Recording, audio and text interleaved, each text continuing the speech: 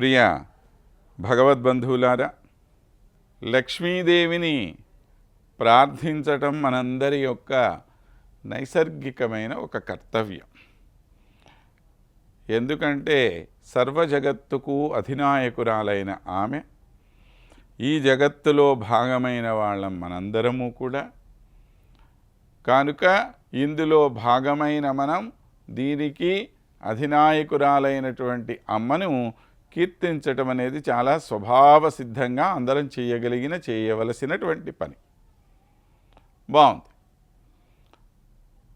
కానీ ఆ పని ఏ విధంగా చెయ్యాలి, ఎన్ని రకాలుగా చెయ్యాలి అంటే అందులో మంచి నైపుణ్యం కలిగినటువంటి మహానుభావులు మన పరాశర భట్టర్ స్వామి వారు అమ్మను ఎన్ని రీతుల్లో వర్ణిస్తున్నారో మనం ఒక్కొక్క శ్లోకంలో చూసుకుంటూ వస్తూ ఉన్నాం. మరి ఆయన వర్ణించారు, బాగానే ఉందండి, మనం ఏం చెయ్యాలి అంటే మనం కూడా ఈ పద్ధతులన్నీ నేర్చుకోవాలి. ఆయన ఎన్ని రకాలుగా తల్లి యొక్క వైభవాన్ని తాను అనుభవించి మనకు అందింపచేస్తూ ఉన్నారో అలాగనే మనమందరము కూడాను ఆ తల్లి యొక్క వైభవాన్ని అన్ని రకాలుగా కూడా అనుభవించే ప్రయత్నం చెయ్యాలి. అంటే ఏదో వెళ్ళాంలేండి, ఓ దండం పెట్టేశామండి, అమ్మవారికి ఏదో కోరికలు చిట్టా ఇచ్చేసామండి, ఇది కాదు. రకరకాల దశలలో రకరకాల రూపాలలో అమ్మవారిని మనము సొంతం చేసుకోవాలి. అలా సొంతం చేసుకోవటం అనేటువంటిది ఇక్కడ ప్రధానమైనటువంటి విషయంగా ఉన్నాం. అమర్యాదమకంటకం స్తనయుగం నద్యాపి నాలోకిత. అమర్యాదమకంటకం స్తనయుగం నద్యాపి నాలోకిత.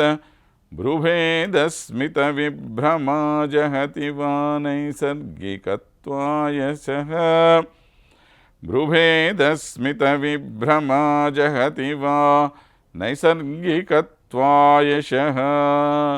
సుతే శైశవయౌవనవ్యతికరో గాత్రేషు తే సౌరభం. సుతే శైశవయౌవనవ్యతికరో గాత్రేషు తే సౌరభం. భోగశ్రోతసి కాంతదేశికకరగ్రాహేణ గాహక్షమః. భోగశ్రోతసి కాంతదేశికకరగ్రాహేణ గాహక్షమః. ఇక్కడ మన భట్టర్ స్వామి వారు అమ్మవారిని ఏ విధంగా ప్రార్థన చేస్తున్నారో బాగా గమనించండి. ఎలా ఉన్నది అమ్మవారు అనంటే బాల్య దశను దాటి యవ్వన దశలో అడుగిడుతున్నటువంటి అమ్మాయిలాగా ఉన్నది అన్నాడు. అంటే ఇంతకుముందు తల్లి యొక్క సర్వజగత్ స్వరూపాన్ని మనకు చూపించారు. తల్లిలో ఉండేటువంటి వివిధ గుణాలన్నింటినీ కూడా మనకు తెలియచేశారు. అలానే తల్లిలో ఉండేటువంటి మృదుత్వము, కోమలత్వము, శీతలత్వము, ఇటువంటి గుణాలన్నింటి గురించి కూడా చాలా విస్తృతంగా చెప్పారు. ఇప్పుడు ఒక చిన్న పిల్ల కొద్దిగా యుక్త వయసులోనికి వచ్చినటువంటి దశలో ఉంటే, ఒక కన్యగా ఆ అమ్మ ఉంటే ఆమె ఏ విధంగా ఉంటుందో మనందరినీ కూడా నిర్ణయం చేసుకోమని చెప్పటం కోసమే ఈ శ్లోకాన్ని మనకి వారు అనుగ్రహించటం జరిగింది. మన ఇళ్లల్లో చిన్న చిన్న పిల్లలు ఉంటారు చూడండి.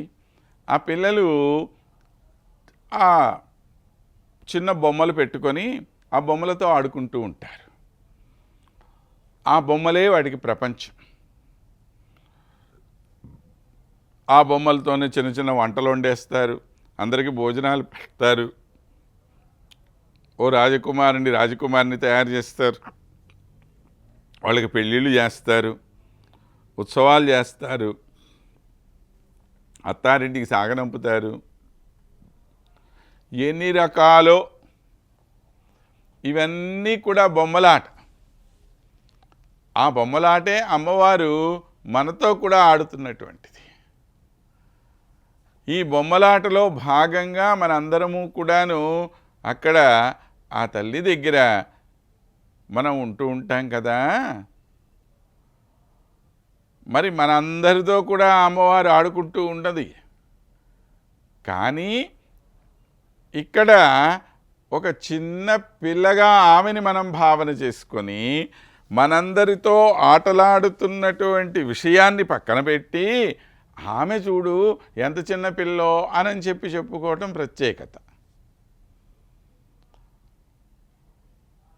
ఆ ప్రత్యేకతనే మనకి ఇక్కడ భట్టర్ స్వామి వారు తెలియజేస్తున్నారు.